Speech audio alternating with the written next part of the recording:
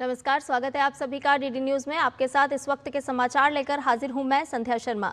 आइए बुलेटिन की शुरुआत कर लेते हैं हेडलाइंस के साथ। संसदीय कार्य मंत्री किरण रिजिजू का आरोप, कांग्रेस सांसदों ने लोकसभा स्पीकर को किया अपमानित। एनडीए ने की राहुल गांधी से माफी मांगने की मांग।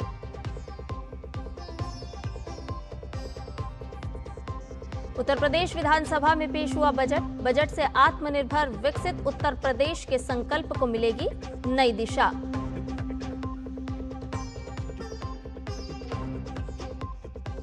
नॉर्थ ईस्ट और असम की तरक्की के दरवाजे खोलेगा केंद्रीय बजट। गुवाहाटी पहुंचे कृषि मंत्री शिवराज सिंह चौहान का बयान, कांग्रेस के लिए राजनीतिक लैब बन गया था नॉर्थ ईस्ट।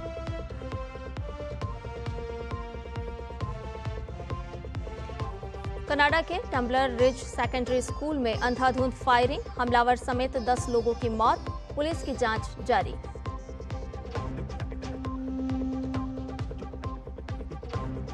और टी20 वर्ल्ड कप में आज 3 बड़े मुकाबले, दक्षिण अफ्रीका और अफगानिस्तान समेत ऑस्ट्रेलिया और आयरलैंड होंगे आमने सामने। इंग्लैंड और वेस्ट इंडीज की भी भिड़ंत आज।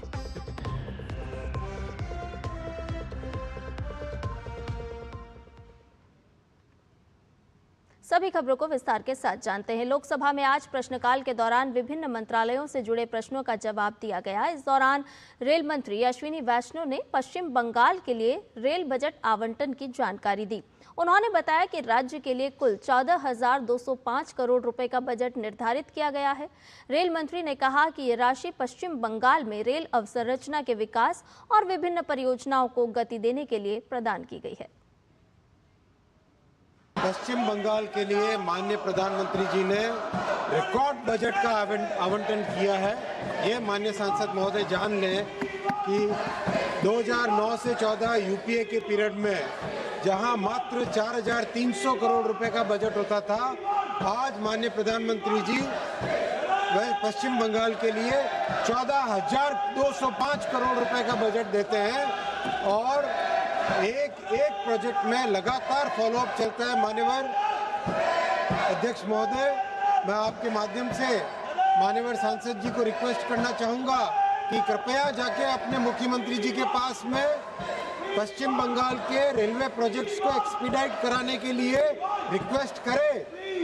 पश्चिम बंगाल के प्रोजेक्ट्स में जहां 4,662 हेक्टेयर जमीन एक्विजिशन की जरूरत है, मात्र 27% लैंड एक्विजिशन हुआ है। मान्यवर, वहीं संसद में सत्ता पक्ष और विपक्ष का गतिरोध थमने का नाम नहीं ले रहा है। एक तरफ जहां विपक्ष स्पीकर के खिलाफ मोर्चाबंदी कर रहा है, तो वहीं अब जनरल नरवणे और पेंगुइन के किताब प्रकाशन न होने की बात कहने पर सत्तारूढ़ एनडीए राहुल गांधी पर और भी हमलावर हो गया है और माफी की मांग कर रहा है। संसदीय कार्य मंत्री किरण रिजिजू समेत पूरा सत्ता पक्ष और पूरी भाजपा इस बात पर अड़ गई है कि राहुल गांधी ने पद की गरिमा को चोट पहुंचाई है, लिहाजा उन्हें माफी मांगनी होगी। संसदीय कार्य मंत्री किरण रिजिजू ने बताया कि कांग्रेस सांसदों ने लोकसभा स्पीकर के कमरे में जाकर उन्हें अपमानित किया, जबकि स्पीकर ओम बिरला ने कोई प्रतिवाद नहीं किया।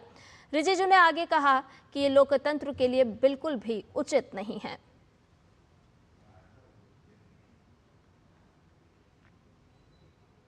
25 कांग्रेस के एमपीस जब घुसे तो मैं भी वहां गया और जो गाली गलौज किया स्पीकर के साथ, वो तो मैं आपको बता नहीं सकता हूं। स्पीकर तो बहुत नरम आदमी है, नहीं तो और भी कठोर कदम उठा सकते थे। जब स्पीकर को गाली गलौज कर रहे थे उस समय वेणुगोपाल जी भी थे, प्रियंका गांधी भी थी वहां पे, कांग्रेस के सीनियर लीडर थे और वो भी मिला रहे हैं, इनकरेज कर रहे हैं। राहुल गांधी जी को मेरे ख्याल से मैं तो पाठ नहीं पढ़ा सकता हूं। वो किस दुनिया में रहते हैं, किस विचार से काम करते हैं, मैं तो उसको मैं समझ नहीं पा रहा हूं। राहुल गांधी का तो पोल खोल गया और उनका पोल खोलने के बाद मुझे स्पष्टीकरण देने का आवश्यकता भी नहीं है। वहीं बीजेपी के वरिष्ठ नेता संजय जायसवाल ने कहा है कि नेता प्रतिपक्ष राहुल गांधी को सदन को गुमराह करने के लिए माफी मांगनी चाहिए। राहुल गांधी जी एक फ्रॉड व्यक्ति हैं, क्योंकि उन्होंने कहा लोकसभा में कि मैं इसको ऑथेंटिकेट करता हूं, और उन्होंने उन कागजों को ऑथेंटिकेशन में रखा और अपना दस्तखत नहीं किया। तो यह व्यक्ति इतना तेज है और इतना बड़ा जालसाज है कि इसको मालूम था कि यह जेल जाने की नौबत आ जाएगी। अगर वो ऑथेंटिकेट में अपना दस्तखत किए होते तो उनकी लोकसभा की सदस्यता समाप्त हो जाती। वो अपनी लोकसभा की सदस्यता बचाने के लिए कह भी दिया कि मैं ऑथेंटिकेट करता हूं, और अपना दस्तखत तक नहीं किया, जो कि बताता है कि यह पहले से जानते थे कि यह झूठ बोल रहे हैं, और आज वो झूठ सबके सामने। वहीं जनरल नरवणे की प्रकाशित किताब मामले में कांग्रेस अब बैकफुट पर आ गई है। कांग्रेस नेता राहुल गांधी से इस्तीफे की मांग की जा रही है और इस विषय पर हमारे संवाददाता शैलेंद्र मिश्र से जेडीयू के राष्ट्रीय कार्यकारी अध्यक्ष संजय झा ने खास बातचीत की। आपको सुनवाते हैं। जेडीयू के कार्यकारी अध्यक्ष संजय झा हमारे साथ हैं। सर, अभी भी सत्ता पक्ष कह रहा है कि राहुल गांधी को माफी मांगनी चाहिए, क्योंकि उन्होंने जिस तरह से गुमराह किया। बिल्कुल गुमराह किया है। जब जनरल नरवणे का अभी आ गया, जिस किताब को लेके वो घूम रहे थे, अब पूरा लोकसभा को उन्होंने बंधक बना दिया। एक आदमी अपने बिहेवियर से, अपने इससे पूरे लोकसभा के को ये सस्पेंड करके रखा हुआ है। लोग आते हैं अपने क्षेत्र की समस्या को लेकर के। अब तो जनरल नरवणे का आ गया कि भाई हमारा किताब न ऑनलाइन छपा है न प्रिंट वर्जन छपा है। जो पब्लिशर है पेंगुइन, उनका आ गया कि हम लोगों ने किताब नहीं छापा है।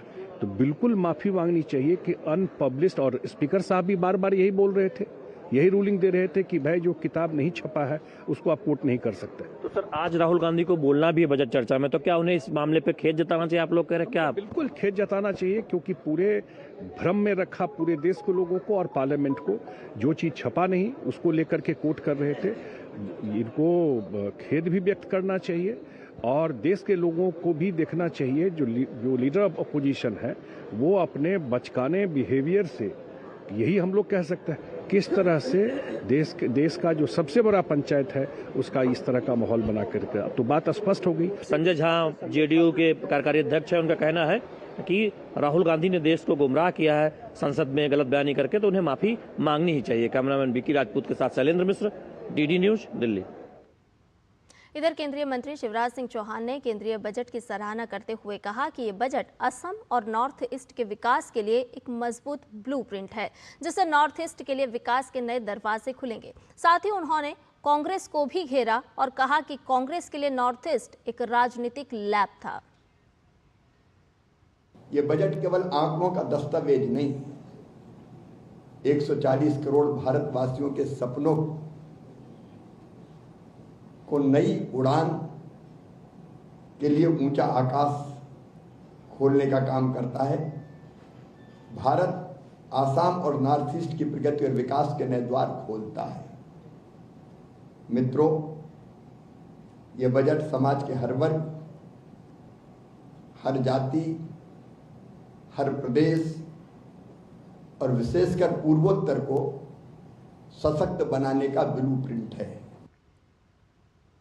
खबरों में बढ़ते हैं आगे। योगी की सरकार ने आज यूपी का अब तक का सबसे बड़ा बजट पेश किया। मुख्यमंत्री योगी आदित्यनाथ की यूपी सरकार लगातार 10वीं बार उत्तर प्रदेश विधानमंडल में विकास का बजट पेश किया। वित्त मंत्री सुरेश कुमार खन्ना ने विधानसभा में बजट को पेश किया। इस बजट में योगी आदित्यनाथ ने सरकार ने युवाओं, महिलाओं, किसानों और बुनियादी ढांचे के विकास पर विशेष ध्यान केंद्रित किया है। वहीं प्रदेश की प्रति व्यक्ति आय 1,09,844 रुपए आंकी गई है। साल 2016-2017 में प्रति व्यक्ति आय 54,564 रुपए से 2 गुना ज्यादा है।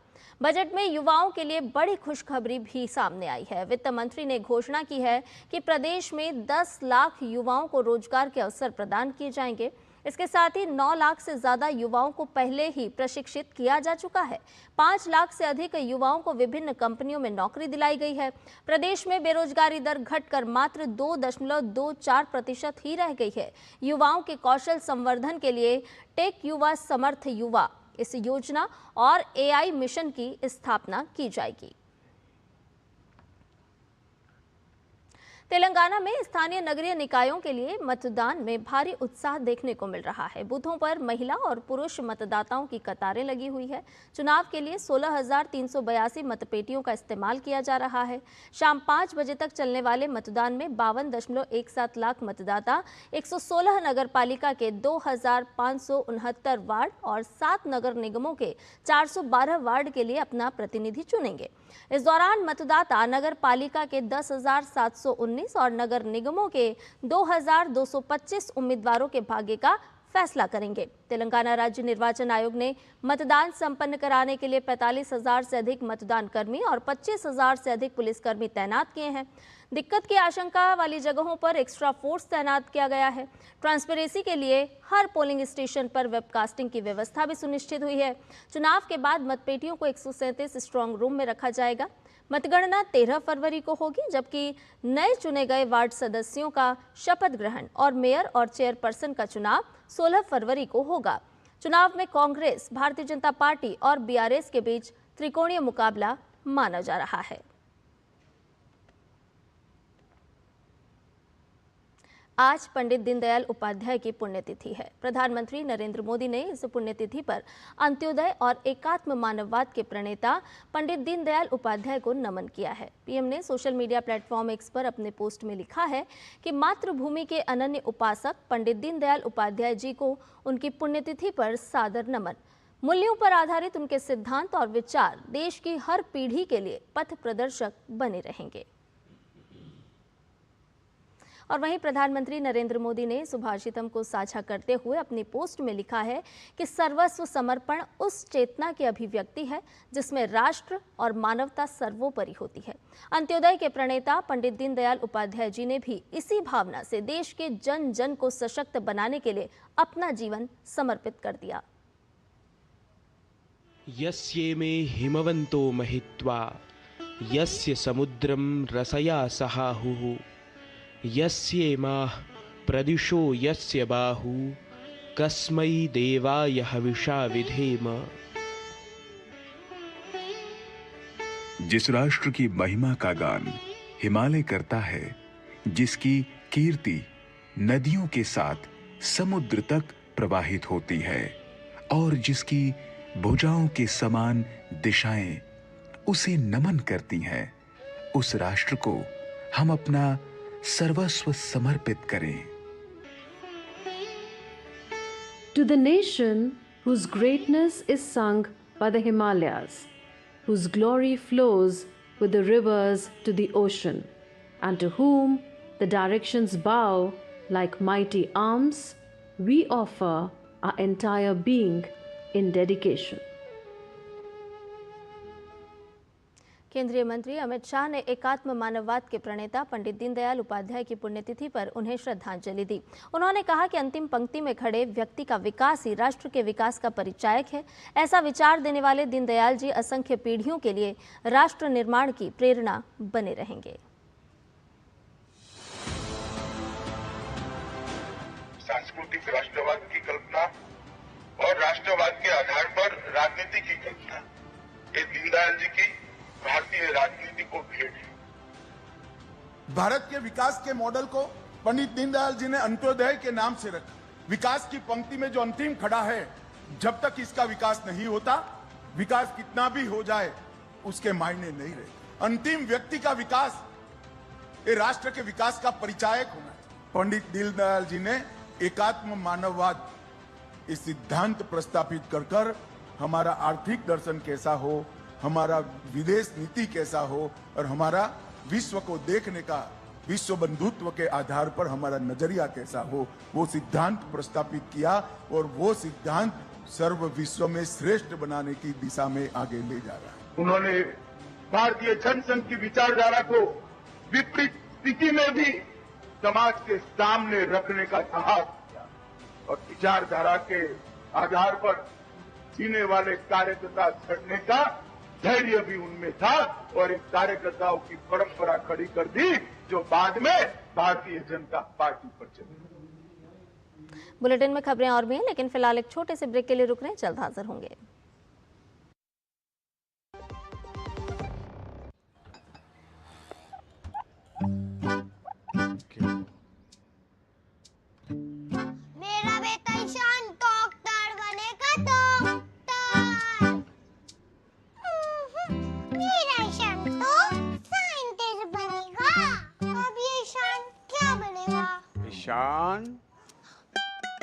ईशान कुछ भी बने, उसके साथ हमेशा है LIC की अमृत बाल चिल्ड्रन पॉलिसी।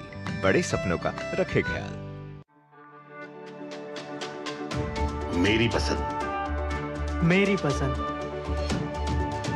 मेरी पसंद, मेरी पसंद, हमारी पसंद, हम सबकी पसंद। मजबूत देश का मजबूत सरिया हो गया steel. Message message message. Dear investor, एक एक्सपर्ट स्टॉक टिप खास आपके लिए। ये ऐप डाउनलोड करो और पैसे डबल करो। एक्सपर्ट जी, बदमाश का बाप हूँ मैं। ऐप डाउनलोड करने से पहले मैं आपका पूरा रिपोर्ट कार्ड निकालूंगा। मैं मूर्ख नहीं हूँ। डिस्टेंस। UPI कहता है अगर कोई ऐसी सलाह दे तो पहले एडवाइजर की पूरी जांच कर ले और कहे मैं मूर्ख नहीं।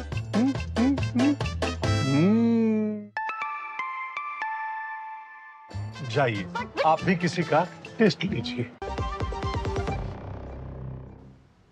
ब्रेक के बाद समाचार में आपका एक बार फिर से स्वागत है। 2047 तक विकसित भारत के लक्ष्य को हासिल करने में AI बड़ा मददगार होने वाला है। AI में भारत अब दुनिया का नेतृत्व करने की तैयारी कर रहा है और इसी मकसद से दिल्ली में 16 से 20 फरवरी तक भारत AI इम्पैक्ट समिट 2026 का आयोजन किया जा रहा है। समिट के तमाम पक्षों और AI की अहमियत को बताने के लिए इसी पर हम एक सीरीज चला रहे हैं, AI impact summit Bharat 2026।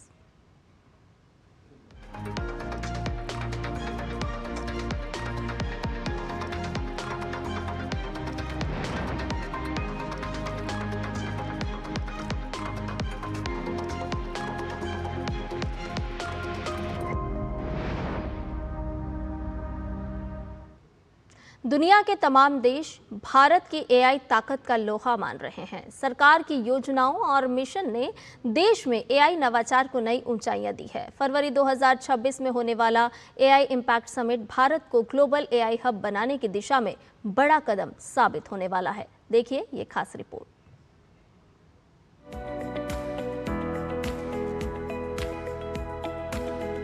AI की दुनिया में भारत की धमक।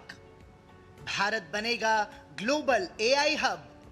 स्टार्टअप से लेकर सुपर कंप्यूटर्स तक, डिजिटल इंडिया से ग्लोबल इम्पैक्ट तक, भारत अब सिर्फ तकनीक अपना नहीं रहा बल्कि तकनीक का नेतृत्व भी कर रहा है। आज दुनिया एक नई क्रांति के दौर में है और वो है AI की क्रांति। आने वाला भविष्य इसी पर टिका है। यही वजह है कि केंद्र सरकार ने AI की दुनिया में कई कदम उठाए हैं, जिसकी बदौलत भारत एक उभरता हुआ वैश्विक AI हब है।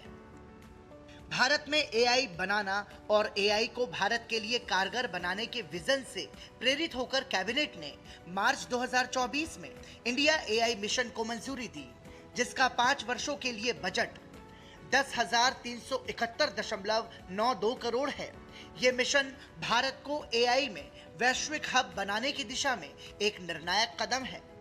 इसके अलावा सरकार ने AI उत्कृष्टता केंद्र स्थापित किए हैं। ये केंद्र स्वास्थ्य, कृषि और शिक्षा जैसे क्षेत्रों में नए और उपयोगी AI समाधान विकसित करते हैं। केंद्र सरकार की इन पहलों के दम पर भारत ने आर्टिफिशियल इंटेलिजेंस में विश्व की प्रतिस्पर्धी क्षमताओं के मामले में तीसरा स्थान हासिल किया है।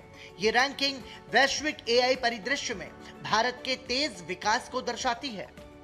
वहीं भारत को विश्व स्तर पर AI हब बनाने के लिए नई दिल्ली में 16 से 20 फरवरी 2026 तक इंडिया AI इम्पैक्ट समिट 2026 होने जा रहा है, जो किसी विकासशील देश में होने वाला पहला और दुनिया का सबसे बड़ा वैश्विक AI शिखर सम्मेलन है। इस सम्मेलन में दुनिया भर की अग्रणी हस्तियां, नीति निर्माता, प्रौद्योगिकी कंपनियां और विशेषज्ञ हिस्सा लेंगे। इस दौरान AI से आर्थिक वृद्धि, नवाचार, समावेशन और सामाजिक सशक्तिकरण पर चर्चा होगी। भारत का AI इम्पैक्ट समिट AI के अंतर्राष्ट्रीय मंचों से निकले परिणामों को आगे बढ़ाएगा। आज हम देख रहे हैं भारत AI डेवलपमेंट और एडॉप्शन में आगे रहने वाले देशों में शामिल है। भारत में AI सेंटर्स ही एक्सेलेंस की संख्या भी बढ़ाई जा रही है। देश के जाने माने संस्थानों, उद्योगों और स्टार्टअप के द्वारा इन सेंटर्स ऑफ एक्सेलेंस को गति मिल रही है। हमें हर फ्यूचर टेक्नोलॉजी में भारत को बेस्ट इन वर्ल्ड की लिस्ट में शामिल करना है। तो साफ है कि आज भारत सिर्फ तकनीक में भागीदार नहीं बल्कि एआई की दुनिया में नेतृत्व करता नजर आ रहा है। अपनी मजबूत नीतियों और नवाचारों के दम पर भारत एक सशक्त वैश्विक एआई हब के रूप में नई पहचान बना रहा है। भविष्य में एआई के क्षेत्र में भारत की उपलब्धियां पूरी दुनिया के लिए प्रेरणा बनेगी।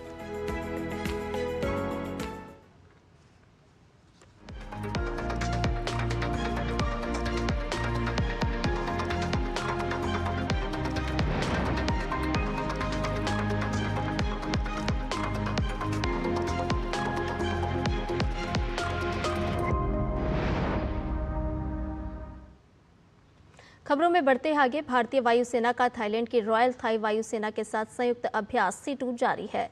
इस अभ्यास से दोनों वायुसेनाओं के बीच संचालन समन्वय और अंतर संचालनीयता बढ़ेगी।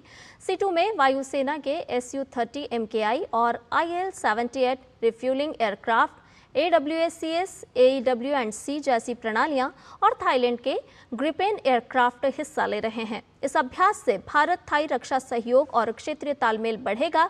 वायुसेना ने इस अभ्यास की रोमांचक तस्वीरें सोशल मीडिया पर जारी की है, जो हम आपको बता रहे हैं।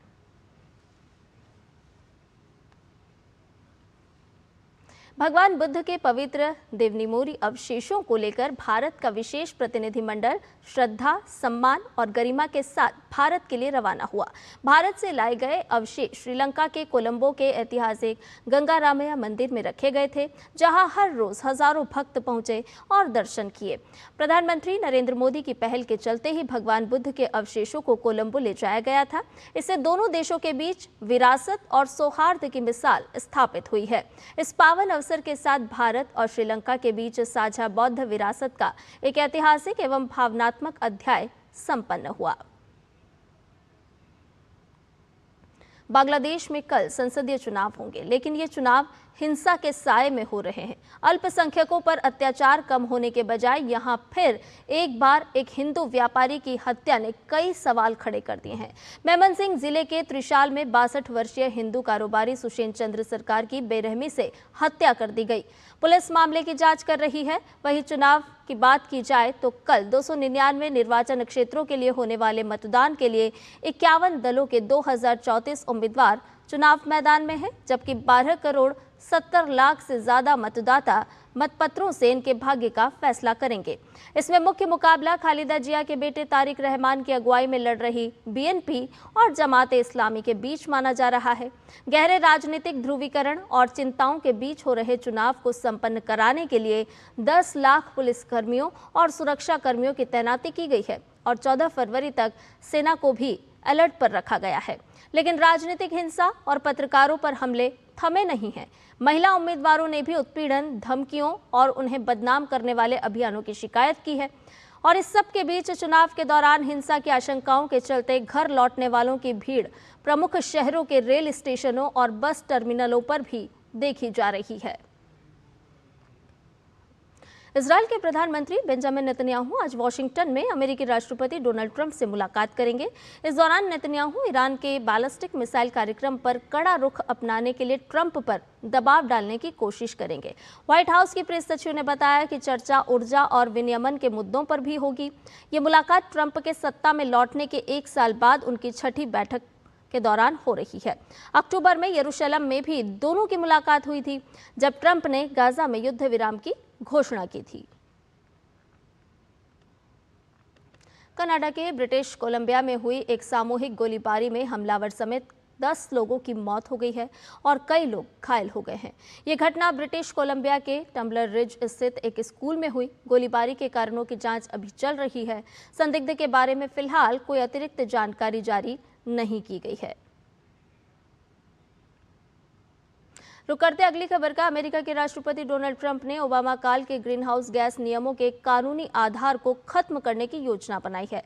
व्हाइट हाउस के अनुसार ये कदम जलवायु नीति में अब तक का सबसे बड़ा बदलाव माना जा रहा है। प्रशासन का कहना है कि इससे नियमों में ढील मिलेगी और जीवाश्म ईंधन विकास को बढ़ावा मिलेगा, जबकि आलोचकों का मानना है कि इससे जलवायु कार्रवाई कमजोर होगी।